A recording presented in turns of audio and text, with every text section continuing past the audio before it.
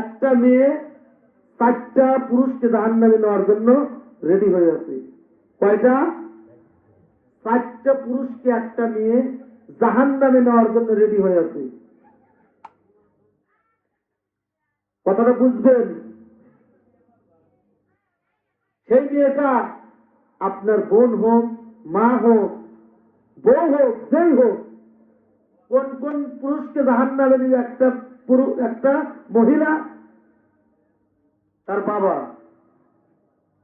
তার স্বামী, তার বড় ভাই আর তার বড় ছেলে। কয়জন? এই 4জনকে একটা মেয়ে জাহান্নামে ঢুকাবে। আপনি জান্নাতে চলে যাচ্ছেন, জান্নাতে আপনি চলে যাবেন, তখন এই মহিলা আপনার বিরুদ্ধে সাক্ষী দিবে, দুনিয়ায় থাকাকালীন উনি আমাকে পর্দার আদেশ করেন নাই, উনি আমাকে নামাজের তাগিদ দেন নাই, আপনার বিরুদ্ধে, আমার বিরুদ্ধে আল্লাহর কাঠগড়ায় মামলা দায়ের করবে। একটা মেয়ে আপনার পরিবারে, আমার পরিবারে, প্রত্যেকটা পরিবারেই কিন্তু মেয়ে আছে, মেয়ে আছে।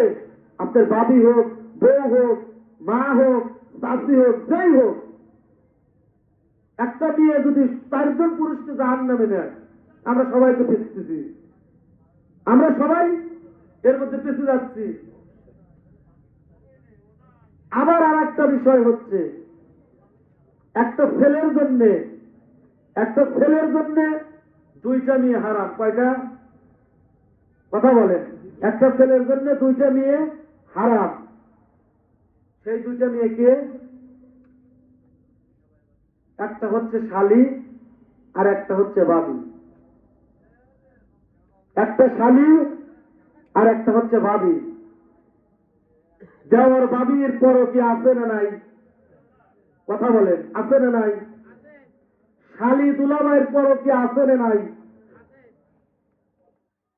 এই এই 2টা, একটা ছেলের জন্য এই 2টা মেয়ে হারাম। এখন আমাদের সমাজে কি বলে? দুলাভাইয়ের সামনে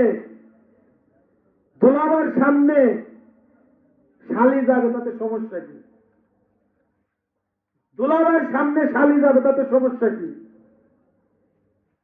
রাসূলুল্লাহ সাল্লাল্লাহু আলাইহি ওয়াসাল্লাম হাদিস শরীফের মধ্যে ঘোষণা করেছেন, তোমরা এই 2জনকে মৃত্যু মনে করো, মৃত্যুকে যতটুকু ভয় করো তাদেরকেও ভয় করো। আল্লাহ রাসূল বলতেছে, একটা বিষাক্ত সাপ যতটুকু ভয়ঙ্কর, তার থেকে বেশি 2টা মেয়ের জন্য দুলাভাই ভয়ঙ্কর। মৃত্যুর থেকেও রাসূল বলতে ভয়ঙ্কর, যেটা আমাদের সমাজে। আরে আপনি বাড়ির গার্জিয়ান, আপনি বাড়ির অভিভাবক, আপনার মেয়েকে আপনি দুলাভাইয়ের কাছে পাঠাইতেছেন, ওই মেয়েটার শরিয়াতে আইনে দুলাভাইয়ের কাছে যাওয়া জায়েজ আছে, পর্দা ছাড়া যাওয়া জায়েজ আছে। 14 জনের সামনে যে যাইতে পারে, তার মধ্যে কি দুলাভাই আছে? দুলাভাই আছে?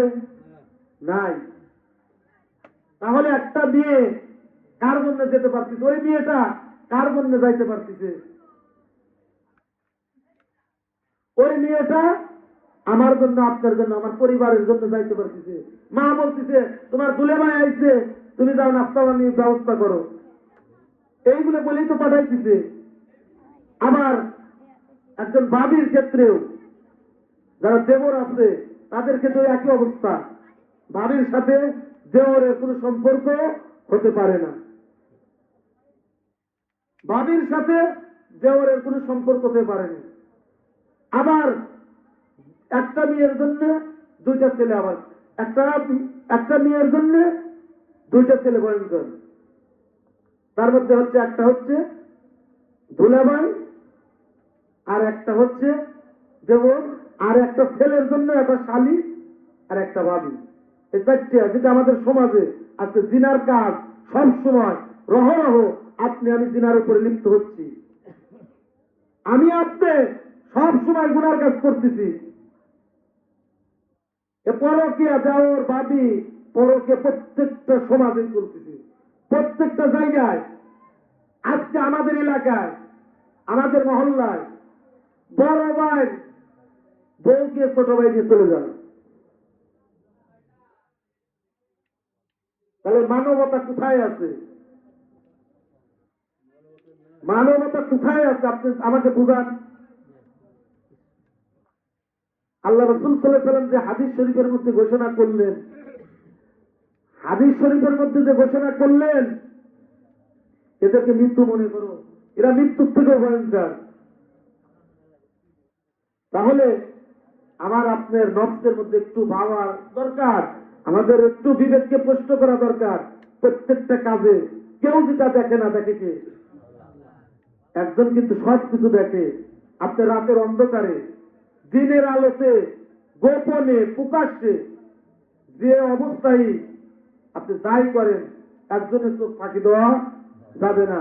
সবার চোখ আপনি ফাঁকি দিচ্ছেন, সবার চোখ আপনি ফাঁকি দিচ্ছেন, কিন্তু আল্লাহ তাবারক তাআলার চোখ আপনি কখনোই ফাঁকি দিতে পারবেন না।